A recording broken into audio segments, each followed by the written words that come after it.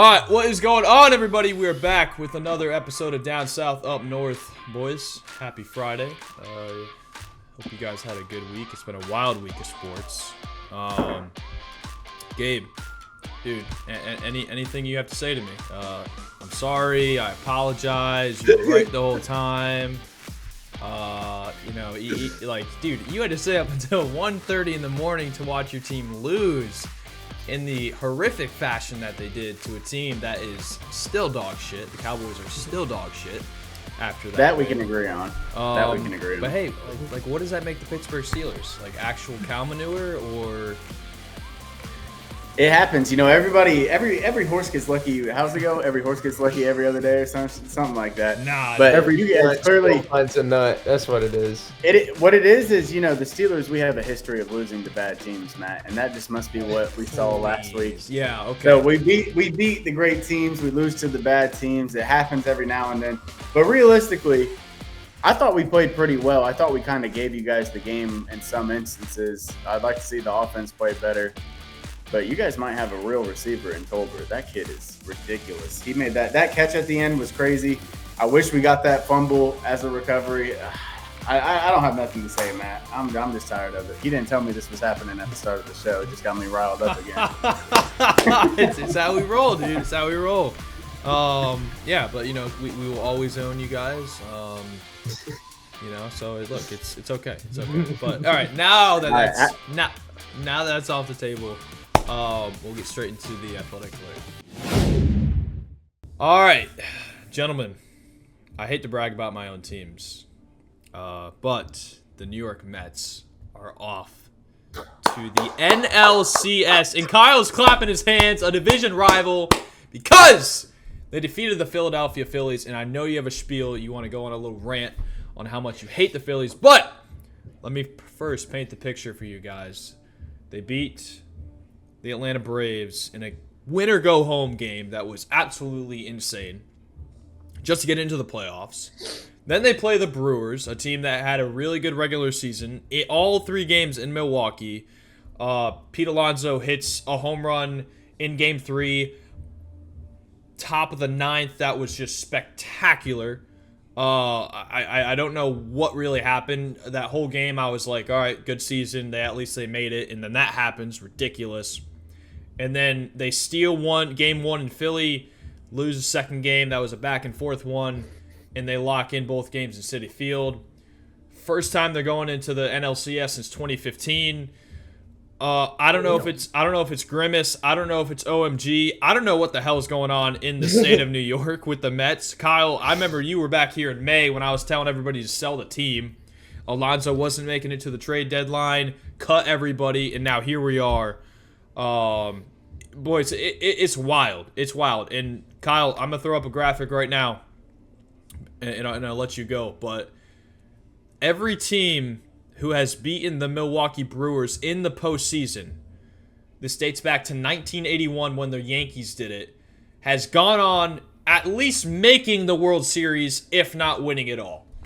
And the New York Mets did that. So, is it the Mets to the World Series? I don't know. It's a historic. This is a magic carpet ride, and I'm here for it. So, with that being said, Kyle, the floor is yours.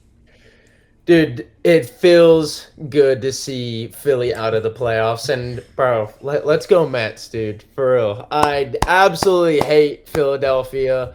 And there's like a whole bunch of things I want to touch on. But number one, is the NL East cursed, dude. Let's go back to 2022. Braves win the division. We get 5 days off, 3 to 5 days off, however long, and then just get absolutely curb stomped by Philly. Then 2023, Ronnie has his MVP year. Matt Olson hits 56 home runs. We're like, bro, we're about to kill Philly. It's revenge time. We get curb stomped again. And then this year, Braves get knocked out early. Philly wins the division. They get 5 days off. They come out, and it's like they never swung the bat before. Dude, the Phillies GM came out like today or yesterday and was like, we're going to make some changes. Alec Boehm saw 5 pitches in 4 at-bats, I think. I think it was like something crazy. Like, dude, trust me, I know the pain, Philly fans. In the playoffs, you have to take pitches. You have to let those opposing pitchers throw you at least a 4 to 5 pitch at bat. You can't be swinging at the first pitch, even though if it's a meatball right down the middle, you have to be disciplined enough to just let it by, battle, let the pitcher run up his pitch count, and then hopefully try to get into the bullpen early on and do some damage. But dude, it felt nice seeing Philly struggle. I think I saw some stat. Castellanos had a good series. Obviously, hit that ball in the gap, the walk off. I hate that. Trust me, I hate him too. I despise that guy. He had a good series. Bryce Harper, I don't think he did anything. Alec Boehm didn't do anything. Trey Turner didn't do anything. Like, I know the pain, but Mets, dude, we've been talking about this so long.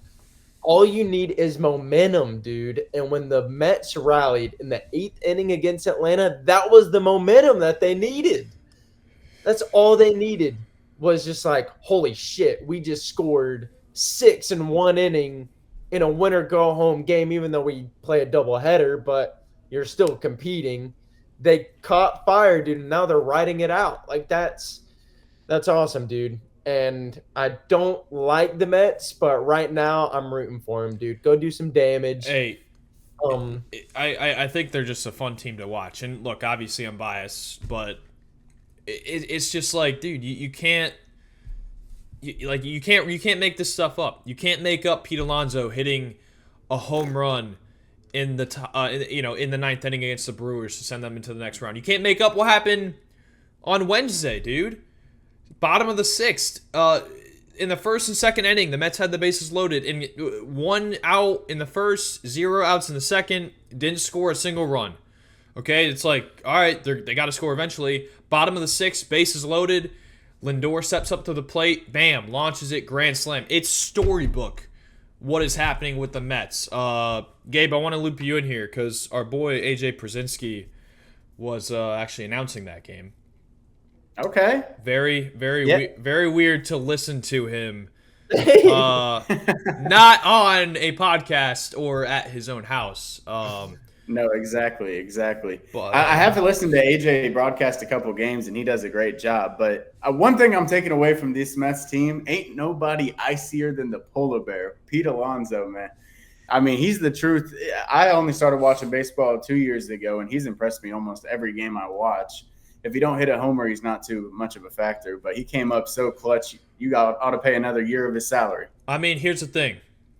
He made his money because he's going to be a free agent when this season is over, whether they win the World Series, whether they don't, whatever. But he's earned his money. He's earned his paycheck. And another thing, Lindor, they signed him to a 10-year, $341 million contract, right? And then Steve Cohen comes out yesterday and it's like, hey, that $341 million is looking really good right about now as he launches that grand slam. But, Kyle, to your point, dude, the Phillies... I heard AJ on the broadcast, and this was in the 7th or 8th inning of Game 4. He said that the Phillies hitters 6 through 9 in their lineup, right? Guys 6, 7, 8, and 9 were, I want to say he said like 4 for 55 hitting. And for those of you who don't know, that means they're getting on base 4 out of 55 times. And again, I don't know if that's the exact number, but I know he said 4. That you can't do that, and here I am over. I'm like, all right, whatever inning it is, they're in their shit lineup. They're in the crappy part of their lineup, and then the 9th hitter. That's a very important spot to be in the lineup. A lot of people are like, bro, like you're playing Little League growing up, and if you bat 9th, you're like people think you're the shittiest player on the team. But once you get to even high school, college, and now the majors. Bro, if you're batting 9th, you are flipping the lineup. So it's like, all right, we got our 9th guy who could hit, and then we go 1, 2, and then 3. Holy shit! Like, right, that we're gonna do some damage. Get a guy at 9th who can get on base and just be fast. Right, like just set up the reset of the lineup. And I'm telling you, dude, I'm sitting here, I'm holding on for dear life to my chair or my couch, whatever. I'm like, dude, Schwarber's coming up, then Turner's coming up. then frickin' Harper, and then I hate Castellanos. He looks like a son of a bitch, man. The way he dresses, the way he acts. And I'm like, dude, he gets up to the plate, you're like, he's getting on base or he's launching that out of the ballpark. So I'm like, but dude, I was like this. 1 through 4, they're hitters. After that, I was like, dude, like Stott, I wasn't worried about. Bohm, I wasn't worried about. Right, like all these guys, I'm like, I'm not worried about these guys. Just get out of the 1 through 4 range. And honestly, I mean, Schwarber did not have a great series. And dude, I think that the announcers, it was Adam Ammon and AJ Przinsky, and I think one other guy was doing it as well. But I was like, are they rooting for the Phillies here to like come back? Because it was game 4, they stepped up to the plate. It was Schwarber, and it was Diaz pitching, and I was like, dude, Diaz, you better get your act together. He threw 10 pitches, 8 of them were balls. He walked the first 2 guys. And then Schwarber comes up. He could have been the game, if he launches that out of the ballpark, the game is tied 4-4, and then I'm like, I'm out of my misery. But the biggest thing was that Schwarber, Kyle, I don't know if you know this, but he's like an all-time home run leader in the playoffs for... Yeah, I think he's hit a home run in like every playoff series. He's hit one in the WBC. Like he's hit a homer in every imaginable baseball series. Right, and frickin' Adam Ammon comes up. Schwarber steps up to the plate. He's like, oh, well, here's Schwarber. He's hit all these home runs. Let's see if he can do it here. I'm like, shut up. Like, please, I don't need to see Schwarber launch this and tie the game. Because look, dude, if the Mets lose that game, they're going back to Philly against Zach Wheeler, and he pitched a perfect 7 innings in game 1. I don't know, but overall, Kyle, I think we're both happy. I know it sucks to see a division rival go this far, but I think the Mets have waited their turn, and overall, I think it's great for the game to see this team go this far. Yeah, and if Dodgers win, then we get a rematch of Dodgers Mets when Chase Utley slid into y'all's second baseman. I forgot his name and broke his leg a few years ago. I forgot his name, but hey, dude, that would be an awesome series. Let's go Mets, dude. Let's go Mets.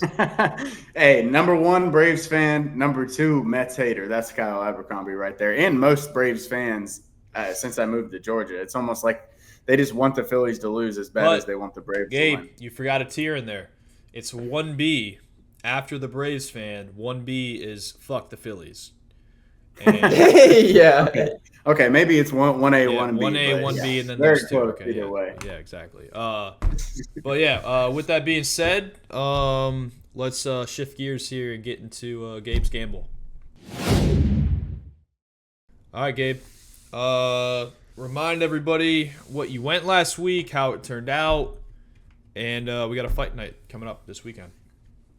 So I went 2 for 3. I was highly confident. I had 2 underdogs, 1 favorite. The favorite I knew was a lock. Ryan Spann got it done in the first round. I'm blanking on who the other guy was right now, but either way, it was another dog who just easily went out and won. And then the third fight on the main card, third to last fight on the main card, Jose Aldo. I know the people feel my pain on this one. Jose Aldo stuffed 10 out of 10 takedowns. And Matt and Kyle, that usually should mean you win the fight if you stop 10 takedowns. But instead, Mario Batista just straight up held him against the cage, didn't do anything with it, but apparently controlling your opponent against the cage is this big factor that judges look for. I honestly thought Aldo got robbed. Everybody on Twitter thought Aldo got robbed, and every UFC fan watching that fight felt like they got robbed because Batista, just a terrible style, and sat and prayed against the fence. One big thing I want to mention, too, I normally love DC. I normally love Joe Rogan and John Anik. They're usually great at their job. But they just, the entire fight said Batista was winning. Batista should win, otherwise it'd be a robbery. For what? He did no damage. They changed the rule set to damage being the number 1 criteria. I don't even think Jose Aldo had a scratch on him. He might have, bruised his tummy a little bit, Kyle. You feel me? He might have bruised his tummy a little bit from all that crotch grabbing and crotch sniffing Batista was doing. But we lost the leg, got 2 out of 3, 1 underdog hit out of the 2. And the last one, once again, a robbery due to split decision, and man, it hurt. I won't lie, boys, it hurt. I felt like this one was a lock, and it was one of the highest legs out of all of them. Like 2 underdogs, I felt confident in both of them. One got it done. Next fight was up. Jose Aldo just gets robbed for a decision. Pain, man, pain. Some Brazilian bad boys, bro. I'm telling you, you gotta switch up who you're going with every time, man. You can't just ride with Team Brazil. I swear it's really not like that though. It's really just I know who to choose. It's just, the MMA gods really don't want me to win sometimes. Those split decisions, man, they've been killing me. Is it the MMA gods or is it Las Vegas? I think we need to be very clear here because there's it's always the UFC gods. I blame the MMA gods, but I'm not opposed to any other outcomes you might say, Matt. You feel me? Like, dude, I mean, look, I don't know what happened. Dude, we're talking about a sport that was literally born in Las Vegas. Yeah. No, it's interesting. Coincidence or not? A lot of guys, and plus a lot of people bet on Jose Aldo. He was the more bet fighter, even though he was the dog. The other fight, I finally looked it up to remember. Roman Dolidze beat Kevin Holland in the first round. So the other two hit in the first round, and then you're sitting there watching Jose Aldo stuff every takedown and do more damage on the feet by a lot and still lose, man. Like you said, Vegas.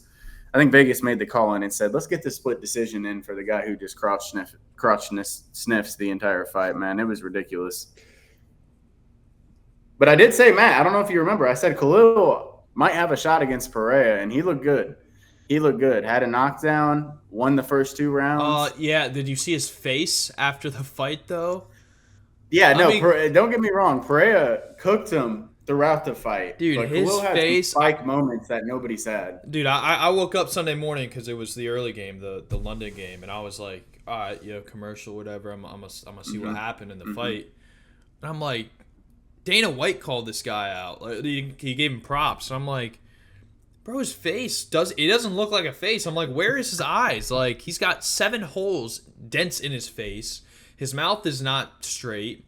His nose was facing the wrong way. I'm like, this guy freaking took a beating. Dude, he pieced him too. He pieced him with that head kick, dude. It was just such an awkward angle. Like, he kicked him, and he was like, Pereira's facing this way, and the kick came this way. Oh no, it was an awkward spot to be in. But the thing that makes Pereira so special to me now that I've actually watched so many of his fights in a row, is honestly the way he can calf kick. He neutralized Khalil Rountree's leg, even though he was in a southpaw, which was a big point that people said Alex would struggle with. And instead, Alex just uses his lead leg kick right on the calf, neutralizes Khalil Rountree's leg. And he also does it without turning his hips. He never turns his hips when he kicks. He just has so much power in his legs and his arms everywhere, apparently. And that's what was really impressive. But I can't wait to see him versus Ankalaev, the first grappler he's ever faced in the UFC. So normally I go with some parlays. Normally I say take a little bit of extra risk. But this weekend, honestly, I don't even think you really have to tune in until the main card. And more importantly, not just the main card, the main event. Let me get this right. Tatsuro Taira from Japan. I'm not going to lie. He looks like one of the most prominent strikers in the flyweight division. Flyweight doesn't have a lot of guys that can really main event a card, and Taira is the one that can. He's from Japan. He might be the best fighter from Japan I've ever seen. I know that's a hot take, but I really think he's just going to climb up these rankings and get his championship shot very soon. He's going against Brandon Royval. Royval's shown he can beat anybody if you're not the best. But I think in this instant, Tatsuro is the best. I think he really is a different level of striker. He's not a kickboxer like Alex Pereira, what we saw last week, but he is like a Muay Thai / kickboxing fighter, but he can really blend his martial arts all together well. And not only do I believe he wins, at flyweight division, the smallest division in the UFC, I believe he knocks out Brandon Royval. It's a -300 for the favorite, so I'm going to be taking that and doing a separate bet for a knockout for Taira. But, man, boys, I know you guys probably haven't seen him fight too often or maybe not at all. But if you haven't seen Taira fight, tune in this weekend. Put your money on him. -300 feels like a lock. or not only a lock, but it's like they're giving us a favor. I think it should be minus 500, even against Brandon Royval, a ranked opponent in the UFC. I think he wins the fight at minus 300. I think he gets the knockout at plus money. And I think we all make some good bread off the Japanese warrior, the samurai. How much are you throwing? Yeah. See, I said the easiest thing is like just the easiest math for me is 100 to win 35. But honestly, I might be going 200-300 range because I think that's an easy 100 back in the bank. I don't think it's going to be a close contest. I think he's going to take out Brandon Royval so easily. Just looking at everything, sorry for cutting you off, he's 8 years younger, has 2 more inches on his reach. Bro, his accuracy with his significant strikes is over 70%. And Brandon's at like 45, 46. Minus 300, like, and he's 16-0 too, by the way. Yeah, hasn't lost. Oh, I didn't even mention that, Kyle. My bad. Hasn't lost a fight in his life. Yeah, he's 16-0. This dude, I don't know. It's just screaming, throw the house on this dude. And he has 4 out of his last 5 fights, all in the USC, by the way. It's not like he's fighting elsewhere and just got called up. 4 out of his last 5, he has 4 finishes. And like I said, he's not just a kickboxer Muay Thai guy like he looked in his last 2 fights, but he has 2 subs out of those last 5 fights as well. Very balanced fighter, elite stand-up. This kid is a stud, man. I told y'all, like, with Kyle Barallo, there's certain guys I'm like, I'm so confident these guys are just too good to lose. And this is one of them. I'm taking the underdog. Yeah, dude. Brandon, bet money on it. And Matt will come back, and I'll be able to talk a little shit to you like you did with the Steelers today, man. Because that ain't happening. That ain't put your money on it, dude. If I'm 2-0 against you, I don't know, bro. Like if I was you, I would be afraid to show face next week, but. It's going to turn into Matt's gambles if Matt wins. Matt's money lines, baby. Matt's money lines. Matt's money lines. Hey, you can take over the segment next week and talk crazy, but this is a lock. All right. They ain't losing. And I got robbed last week. I'm still mad about Jose Aldo's decision, man. That's ridiculous. It is what it is, ridiculous. Man. You can't win them all. But yeah, dude, lots of good stuff to look for. This weekend, boys. All right, it's Friday. We are in October, so I'm gonna put both of you on the spot real quick to close out the show. Okay. It's October, right? A lot of NFL action. Season. Steelers look like shit. Cowboys look okay. Falcons looking pretty good. Hey, but we're all 3-2. Okay, all jokes aside, they're all 3-2. I believe Kyle, right? Falcons 3-2. Yeah, Falcons 3-2. All right, so who'd y'all lose to week 1? Oh, sorry. Your bum ass Steelers. Because Kirk Cousins can't fucking move in the pocket the first 2 weeks. All right. All 3-2, but it's October, spooky season, scary season, whatever you say.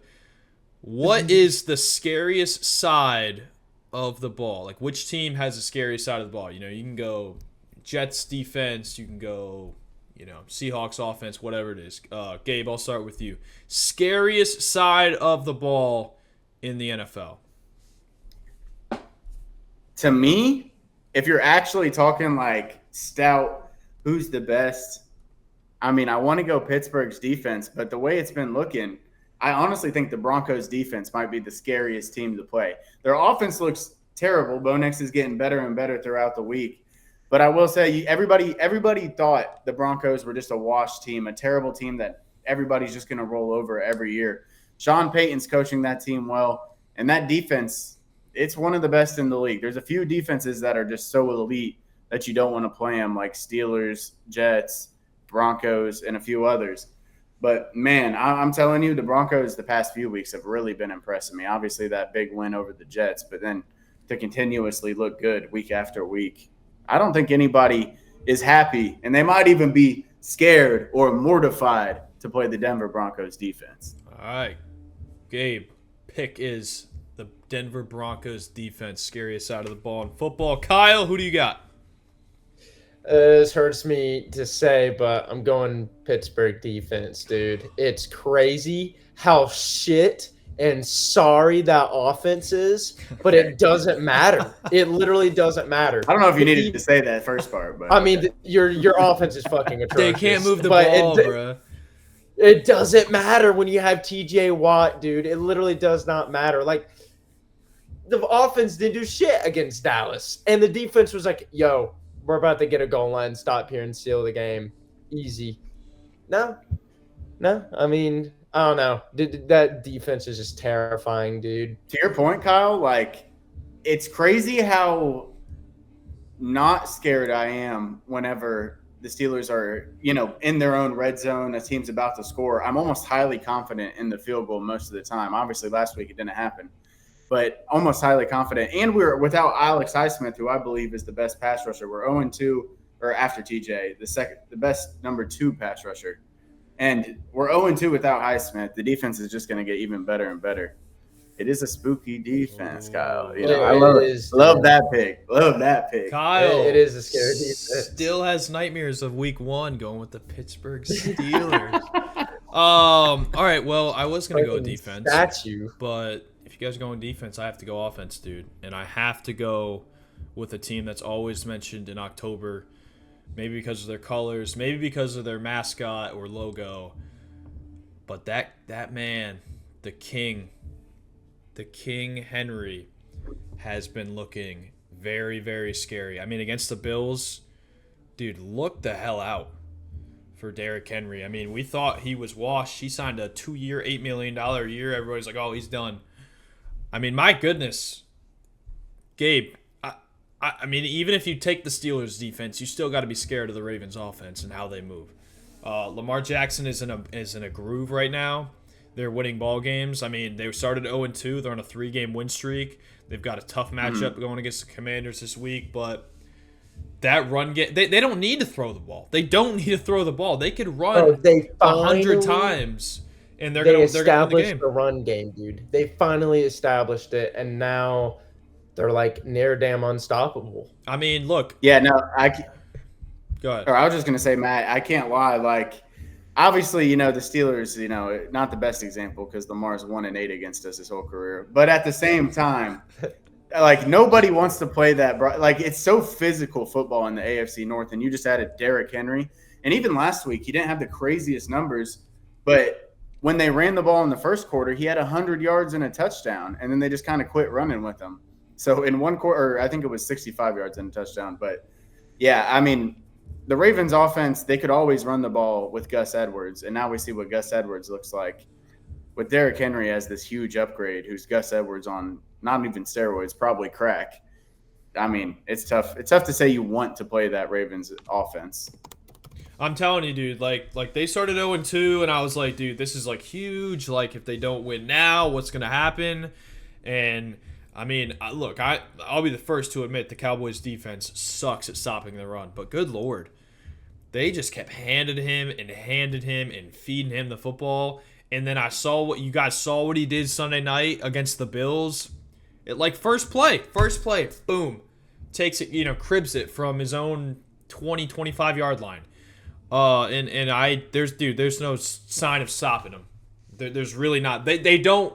It's scary when a team doesn't have to pass in a passing league to win football games. I mean, that is, like, we've seen Lamar Jackson. He's an excellent player. He could be MVP again this year with the way he's playing.